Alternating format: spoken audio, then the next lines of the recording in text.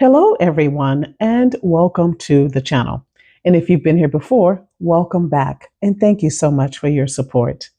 Today, we're talking about port days. Now, the cruise ship will put together a list of activities of things you can do while you're in a port city, and they're called excursions. These excursions can almost double or triple the cost of your whole cruise, and they can be very expensive. But people book them because they are terrified of missing their ship, they're concerned about their safety, or they simply don't know how to plan an independent day. I was on a recent cruise with some new cruisers, and they didn't even know that you could, do it on your own. So, in most cases, Kevin and I, we skip the ship excursions and we do it on our own. Are we crazy? So, to do it yourself or not, that is the question. So, if you clicked on this video, you're probably one of those people who don't want to overpay for excursions that can sometimes leave you trapped on a crowded bus with a tour guide that you can't even hear. If that sounds like you, stick around and I'll explain when you may want to consider a ship excursion.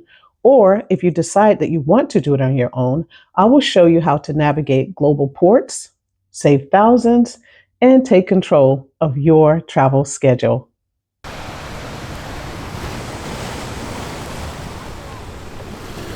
Okay, so everything is usually time or money. So you can spend more money or you can take more time to do the research. So if you do ship excursions, the pros, they are very convenient and they're hassle free. I mean, you basically show up at whatever point on the ship and they whisk you away and then they bring you back. And the ship will wait for you. So that's always nice.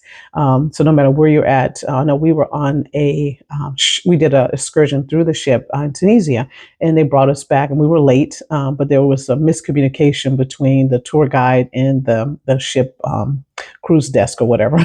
And so the captain wasn't really happy about it, but they did wait for us. They had to.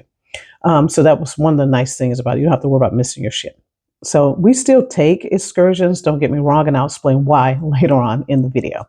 Now, some of the cons, ship excursions can be very pricey. And then you also get that crowded cattle car experience. There's always a member of the group, someone who slows everyone else down, or they'll get lost or they don't return to the designated point on time if they let you explore on your own. And that absolutely drives me nuts. Another thing with ship excursions sometimes is they prioritize gift shops. You know, it's the tour guide's cousin or, family member or a friend. We go to their shop and we have to, peruse the stuff that's there. And then you kind of get that pressure to buy things. And Kevin and I don't buy a whole lot because we're traveling months at a time. I have nowhere to put this stuff. So to me, it's kind of a waste of my time to do these gift shops. And I'm not a big shopper anyway. So it's one of the things I do not like about ship excursions. And that's definitely a con for me and maybe some other people. Now, if you're a shopper, you may love it. Okay, so let's look at doing it yourself. Some of the pros, you have your own schedule, your own pace. You're not waiting for someone to show up at a designated point. It's usually cheaper if you do it yourself. And I think it's more authentic because you get a chance to really explore the local culture versus having this little planned tour that's kind of insulating you from the culture. So I think that part is really nice. Some of the cons, though, on the flip side, you have, it can be intimidating to explore on your own, especially if you're in an unfamiliar place and you really don't know the language. Time, we talk about time or money. You have to have you have to put in the time to do the research and to plan it. And sometimes, you have to learn how to navigate the local transportation. So all those are factors that you have to think about, if you're going to do it on your own. Okay, so here is my blueprint of how I decide what we're going to do when we're in port. The first thing that I do is I make a list of the ports that we're going to on that particular cruise. What is our itinerary? What days are we going to be there? Because that determines what you can do. I've been to some ports where it was a Sunday and everything was closed. So you want to know what days are you going to be there? What days of the week? What day of the week is it? The hours that you will be there. That determines if you're getting there really early and leaving early, it may be some things you want to do, but they only happen in the afternoon or the place only opens in the afternoon. It's a unique port and you want to get as much done, you're never going back there again. So maybe when you want to consider doing it through the ship. Or is it a routine port that you go to often? So maybe you just want to plan one activity and you say, okay, I'll be back there again and I can do something different. That's kind of what we do. We go to ports that we know we go to a lot. What is the weather during the cruise? What time of year is it? It's certain things that are better in certain seasons, so you have to look at all of that. What about safety? That's really important. And so, if you're a U.S. citizen, you can use the State Department's website, and they'll give you the different ratings for that particular place that you're going to, that country, that location. You can. Most countries do this, so just look at your country's website to see if this is a place that you feel safe going to. Also, look at the ship excursions and see how much they cost, because you might be saying, oh, okay, this might be something I can do. Or just look at them and give you an idea of what you can do, and just don't hate, duplicate. Just take their plan and then just gear it to what you want to do, and then use that same information to plan out your day. Once I've done that, I look at, okay, so what are some of the things that I really want to do in this port? So I'll look at YouTube videos from other creators. They have some great port videos out there. I've made port videos, plug for myself, if you want to look at some of our videos on traveling west. Go to Cruise Critic. These are a huge cruise community, and they put in different options and activities and tour guides and places and things they've used on different ports. Go to TripAdvisor and type in that city, and it'll list the top things to do.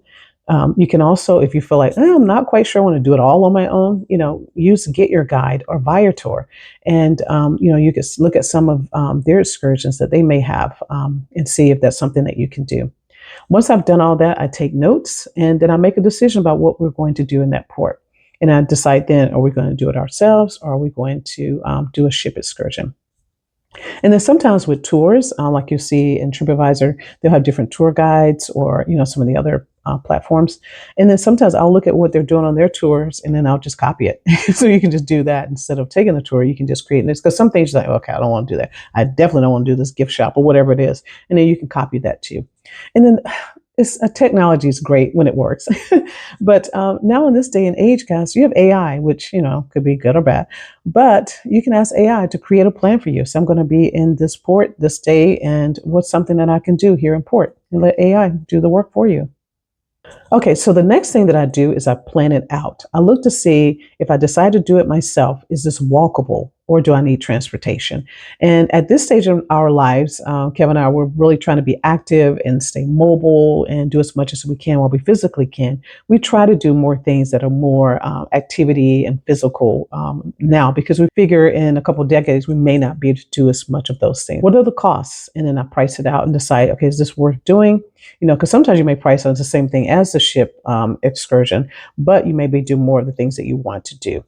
And one of the things that we do is we try to plan out only one or two activities, and then leave room for spontaneous stops. I'm more of a planner, so I'll plan out things. So what I've learned is I plan out a couple of things, and then I stop. And then Kevin, he's more spontaneous. He'll find these cool little spots that I didn't even know about in my research. So that's kind of nice. And it's the best of both things that we like to do. Another thing that a tool that I love to use now is GPS My City. This app is really great, and it will actually map out things that you can do in whatever city. It doesn't have all the cities in the world, but it has a lot of them. Another thing that you can do is create your list of things you want to do, and save those items, those lists of places in Google. And so when you get to that particular place, it'll be ready there for you when the ship docks.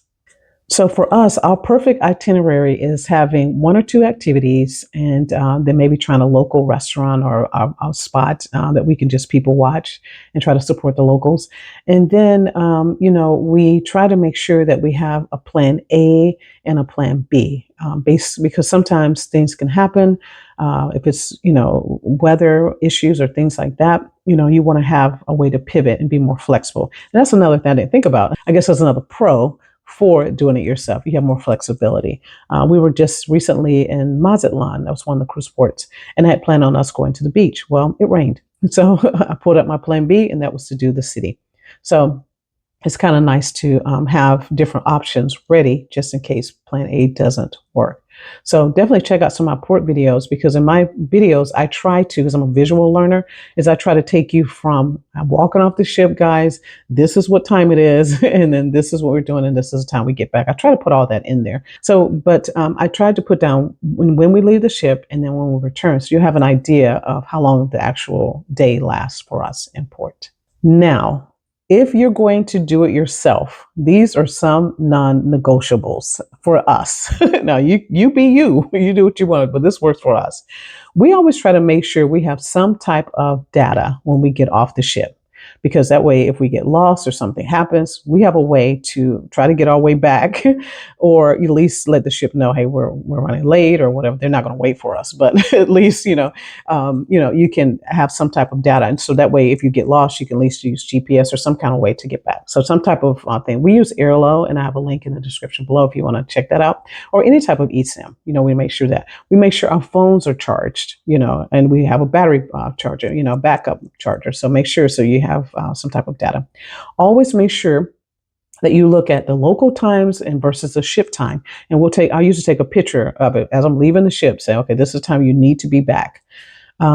Another thing is to choose companies, reputable companies. A lot of times you'll see taxi driver, other people, not saying that that's bad or wrong, but you have to, do your research. But in some places that are remote, I'm really nervous about using taxis or people that I'm not really sure haven't researched, because again, I'm a planner. But we had an incident when we were in Africa, and there was two couples. They went off with a taxi guy. He got lost, and they missed the ship. They called the ship, say, hey, we're lost. We're trying to get back there, and they said, we're sorry. They pulled all their luggage and everything off for them, and they missed the ship, and they had to try to catch back up with us at another port, and that cost them, a ton of money, trying to do that. So I wouldn't do that. So make sure that you're choosing reputable companies or people that you trust or have at least done some research and know a little bit about. Sometimes I will do taxis, but I've researched ahead of time to know that most people have done that, or it's not very far. So if that doesn't work out, I've got a plan B. I can hop on a city bus, or I can use an Uber or some other form of transit, a subway or some other way to try to get back. I always think about how am I going to get back? So don't play around with that part. That's how people end up missing their ship. And so far, decades, knock on wood, we have not missed a ship yet. And the thing that I always do, people laugh at me about it, and Kevin does too, say, really? But this is just me personally, I always try to get back at least 2 hours before the ship is before we're supposed to be back. So I always try to get back 2 hours before they say. That way you have wiggle room just in case there's a traffic, there's accident or anything. You never know. I don't play around because I don't want to be one of those ship runners. So if you see me in a video that was a ship runner, I tried to get back. It just didn't work. But try your best to get back, because that is one of the main reasons why people don't do it themselves, and they do the ship excursions, is that they're worried about getting back on time, because the ship will not wait for you. But try to build in all of these non-negotiables, so it's not even a problem. So when do we do a ship excursion? Well, we do ship excursions. The big thing for me is safety, because not all ports that ships take you to are safe, to me. So if I feel like there's a safety issue, I would do it there, because I feel like I'm with a group, and hopefully it would try to get us better. They've done the vetting. If it's a short port day, we're going to be going on a cruise next month, and I looked at the itinerary. I'm like, oh no, these port days are so tight. So if it's really tight, I'll just go in do it through the ship, because I know that we're guaranteed to get back in time, and I don't want to risk it. If it's a port I know we're never going to return to, or the likelihood we're not going to go back to that port, and it's a lot of things I want to see, I will go ahead and do the ship excursion. If it's a good price, or sometimes I have specials or things like that, then I'll go ahead and put it through the ship. If it's a lot of things I want to do and it's too much trouble to put it together, go ahead and let the ship do it and just pay the money. Also, we will do a ship excursion. He just wants to explore the city, and I want to do this particular excursion. I don't want to do it by myself. I will do a ship excursion then too. So independent port days can be incredibly rewarding.